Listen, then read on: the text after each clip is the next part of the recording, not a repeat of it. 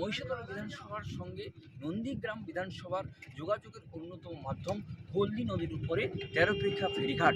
এই ফেরি সার্ভিসকে কেন্দ্র করে প্রত্যেক দিন হাজারো হাজারো মানুষ যাতায়াত করে নন্দীগ্রাম থেকে মহিষাদল বিধানসভায়। কিন্তু সেই ফেরি সার্ভিসের তেরোপেক্ষার যে ঘাট রয়েছে সেই ঘাটের কিন্তু বেহাল দশা। না রয়েছে ফেরি সার্ভিসের জন্য কোনো জেটিঘাট, না রয়েছে কোনো রকমভাবে যাতায়াতের জন্য সুব্যবস্থা।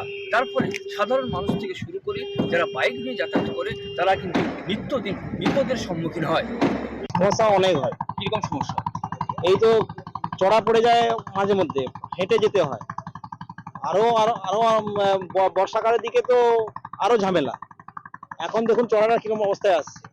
তো কবে থেকে এই হবে, এই কবে থেকে ওই ব্রিজ হবে শুনছি, সে মাঝে মাঝে হচ্ছে, কি হচ্ছে ভগবানই জানে। আপনাদের দাবি এই ব্রিজটা হলে ভালো হয়। দিদি পর্যায়ক্রমে একটার পর একটা জায়গায় ব্রিজ করছে। যদি আজকে ৮ নম্বর ঘাটে বিড করে সাগর তীর্থের জন্য প্রায় ১২০০ কোটি টাকা ব্যয়, ঠিক তেমনি আমার মনে হয় পর্যায়ক্রমে আস্তে আস্তে করে ব্রিজ হবে।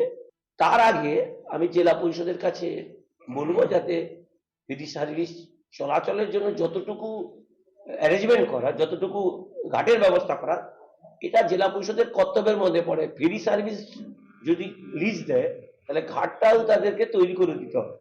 হলদি নদীর উপরে গড়ে ওঠা এই ফেরি সার্ভিস দীর্ঘদিন অবহেলার ফলে আজও কোনো রকম জেটিঘাট তৈরি হয়নি। তার ফলে নিত্যদিন যাতায়াতের সাধারণ মানুষ মহা বিপদের মধ্যে পড়ে এই ফেরি সার্ভিসের জেটিঘাট বা ব্রিজ না হওয়ার ফলে সাধারণ মানুষের দুর্দশা দীর্ঘদিন ধরে রয়েছে। এবং সাধারণ মানুষের যে দাবি, সেই দাবি মতো ফেরি সার্ভিসে জেটিঘাট বা ব্রিজ কবে হয় সেটাই এখন সব থেকে বড় প্রশ্ন চিহ্ন।